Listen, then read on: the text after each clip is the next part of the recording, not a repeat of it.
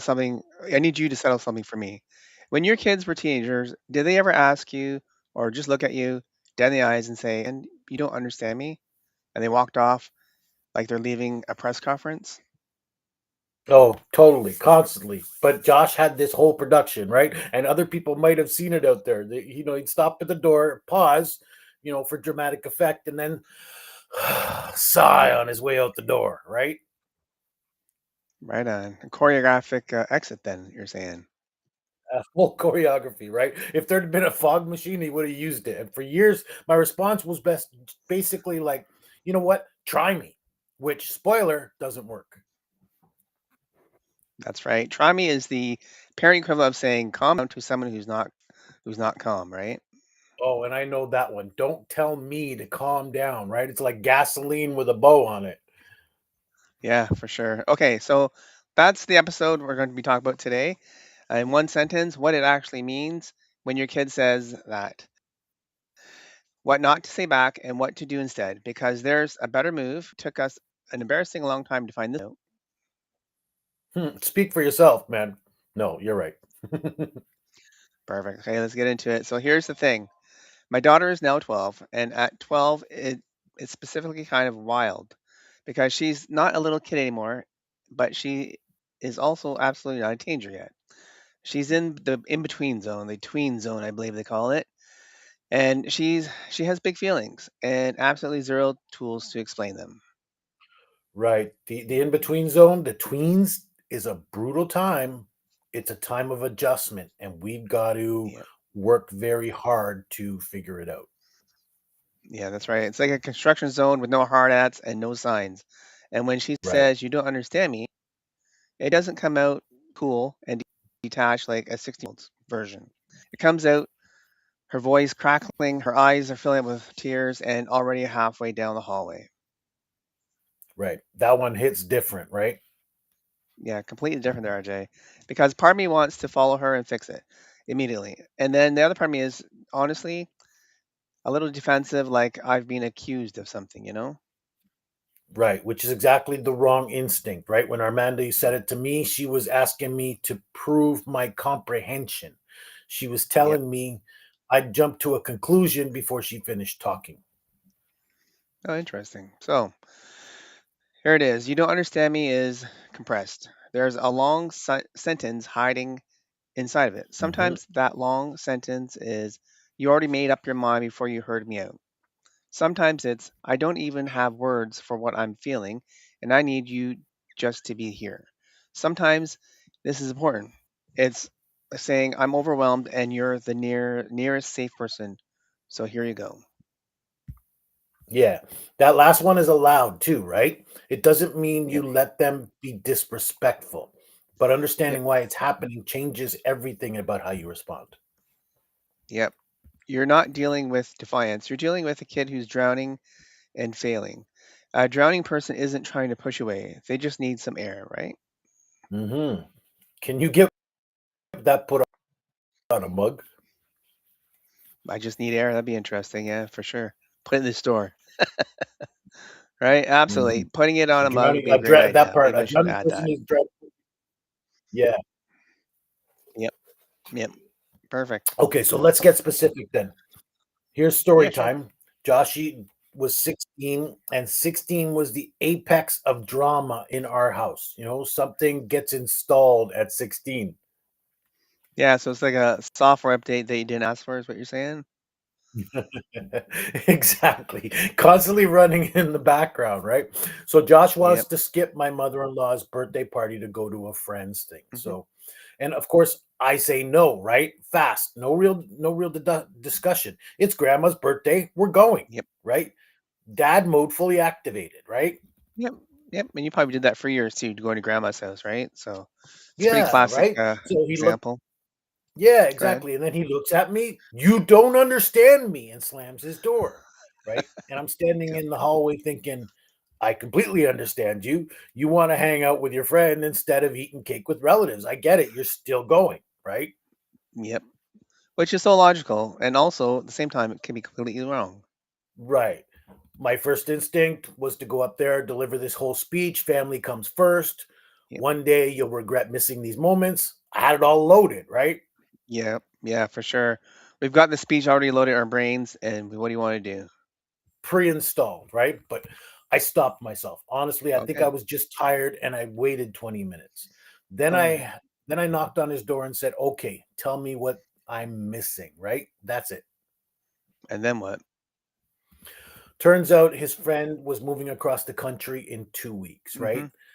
Yep. Heading to Vancouver. So permanently, no city or new city, family relocation. It wasn't just like, let's hang out. This was a goodbye. And Josh hadn't told me that part of it Yep. because he just assumed I'd say family comes first no matter what. He pre lost the argument in his own head before he even made his case. Yeah, yep, yeah, for sure. And also, if the kids don't explain what's going on, we can't adjust accordingly. Because if he would have said up first, "Hey, it's okay, my friend's leaving to go moving out of the country or to a different province, and he go see him before he goes," that would be a different situation, right? And you probably would not have get Yeah. upset as much, right? Well, that's it, right? But he knew me well enough to predict that I wouldn't hear him out, Right, right? That's who I was at the time. right, right. That's the thing I had to sit with. We both ended up doing he had to come he came to part of the birthday, Okay, saw grandma, yep. then went and said goodbye to his friend, right? But none of that happens if I walk in trying to win the argument. All right, cool. I had a version of this with my daughter as well. So the stakes are different, but the mechanics are identical. She came home from school one day and I could tell something had gone sideways. She was quiet through dinner, which is her basically five-alarm fire for her, right? When she's quiet. Mhm. Yeah, quiet as hell. Quiet is the tell, Yep, right? that's right. So I asked what happened, and she said nothing, obviously, which means everything. And then later I asked again, and she said, "You wouldn't get it." And I went to her room and took my instincts. My instinct was to go in and sit on the edge of her bed and fix it. I'm a fixer by nature, generally. I think most of us are, right? That's the automatic first instinct. Our kid has trouble. We want to go in and fix it. I think that's the instinct we've got to work on the Yep. most. Give them time and we can work it out. It also gives us time to think, I think, Yep. right? About what how we're going to Oh handle yeah, this. for sure, Jay. And so I was been working on just waiting, so something a little patience, right? So I Yeah. waited. I knocked on her and said, "Hey, I don't need to fix anything. I just want to know what happened." And she told me, which was pretty great. So a little pause in between helped me, right? There was a whole situation with her friend group. Someone had made a group chat and she wasn't in it. And that sounds kind of small to us, but at that age, It's not so small at 12 years old, yeah, for right? sure. It is not that small at that age group. But is the social world, and she hadn't told me that she thought it would say. They aren't my real friends then, or just new friends. This greatest hits is the greatest hits unhelpful parent advice. Right? The classic, Yeah, right? We understand them. We've heard them many yeah, times. and she was right. That probably was what I wouldn't have said. So again, she pre-lost the argument. Didn't even try because she already predicted the response, which kids have a tendency to do because they Mhm. think, oh, if I tell my dad or mom this, they will say this. But sometimes we gotta switch up a little bit and make them think like, oh, hey, maybe it is okay to talk to mom and dad about stuff, right? Yeah. Okay, so what about when it's not a misunderstanding? When you really, truly, with the best intentions, do not get where they're coming from. I think honestly, that's most of parenting, Yeah, right? I spent a large portion of Josh's teenage years just baffled, right? I didn't get it. right on. Just walking around confused, were you? Yeah, yeah. There was a stretch where I couldn't figure out why a certain friend group mattered so much Hmm. to him, right? And I made the mistake of applying or implying that it didn't make Right. sense. Not meanly, just I don't get why these guys are such a big deal for you, right? Wrong move. Oh yeah, for sure, right? Definitely a wrong move. Yeah, because those friends were the first group where he didn't have to pick a Right. lane, jock, creative, sporty, artsy. He could just be everything all at once, right? I didn't know that until way later, but what I'd learned to say was, I don't fully get it yet. Yep. Help me understand, right? That there again. we've talked about this before. When you come in with your kids, saying, open, right? Yeah, I don't get it yet is a big right. deal. Yeah, that for sure. That word yet, that word is going to do a lot of work because it gives them that space that, hey, my mom or dad don't understand me. Maybe I can explain it for them, perhaps, right? Yeah. And so coming in, like I said, I don't fully get it yet. It means I'm a work in progress. Without the yet, it can sound like a verdict, right? You're coming down on Yeah, me. yeah, for sure. Yeah, so the word I don't get it alone can sound contempt. I don't get it yet. Help me is a door to opening a door, right? Yeah. Yeah. And here's the thing, admitting you don't fully understand is not Yep. weakness, right? That's actually how trust gets built. We've said it on Hmm. this show many times because your kid has a very sensitive radar Yeah. for whether you're performing understanding or actually trying to find it. Yeah, for sure, Jay. So 12-year-olds especially, my daughter will call that out so fast.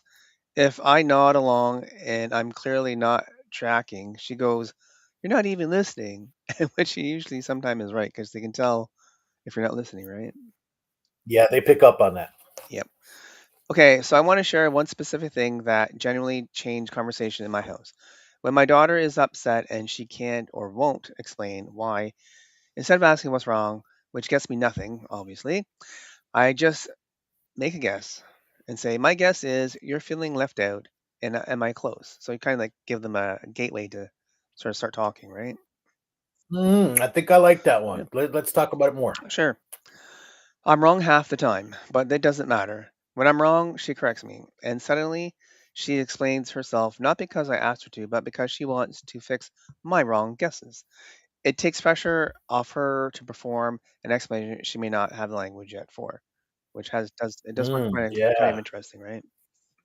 Yeah, I think because asking what's wrong puts the whole burden of articulation on them, right? We're not accusing, we're asking. And now we want them to explain it to us. So, and at 16, I think you feel things before you can name them. Yeah, for sure. So you can say basically half our job is trying to be a decent translator, right? Yeah. I tried something in that neighborhood with Armanda, Yeah. right? She came home clearly upset. Instead of asking what happened, I just say, today felt tough, huh? No question mark. Yep. Right? Just an observation. And she sat down and talked for about 40 to 45 Oh, that's pretty minutes. good. Because you didn't make her open the door, you just left it open a crack, right? Right. Asking what's wrong, that can feel like perform your pain for me so I can categorize it and help you solve it. Hmm. Right. Today felt heavy feels like I see you. No paperwork required, right? No Yeah, deposition. yeah. That could be another mug saying, you think? Hey, I think we should start getting some branding going on here. Yeah, for sure. We're Definitely. gonna have so many mugs. For sure. All right, let's wrap it up here, OJ. And what's your takeaway from this show today? Yeah. Look, you don't understand me is Mhm. information. It's not an insult, right? Something is in that sentence. Your job is to find out what, not to.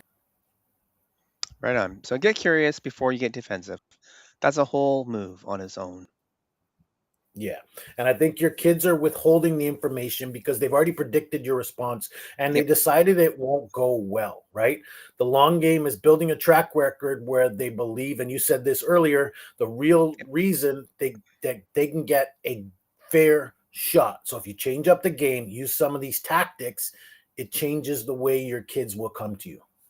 Right on, RJ. So you're going to build that in between part of the hard conversations. It's all in small moments where you show up without an agenda. So just be Mhm. natural and just say what you got to say without like. Also, sometimes you can like mix it up with kids too. It kind of throws them off a little bit, and they might start saying, "Oh, hey, yeah, maybe I should answer this question," Yeah, or I didn't see say that what's going on. coming, right? Yeah, yeah, And for sure. lastly, staying calm when they're not is actually flex. I actually saw Yep. this the other day and I knew this technique. When Right. somebody's yelling, when somebody's upset, the best thing you can do is get quiet and they'll come down to your level, Yep. right? Yep. Not winning the argument, not having the last word, just staying regulated when the whole room is dysregulated. Yep. That's probably one of the hardest skills in parenting because your emotions kick in a little bit too, right? And I don't think we talk about that enough. I think we do on this show. So I Yeah, we hope do. people pick up on that because Yep. it's not dramatic, right? But it is the whole thing. Right on. So this week I have a parent reset workbook for you guys. I'll put in the show notes for you. Go check it out, or on Facebook, ask for it in the comments. I can send it over to you guys. It goes right alongside with this show for today. If there's actually an exercise in it for mapping out what your child might actually be trying to say when they shut down. Okay. Yep.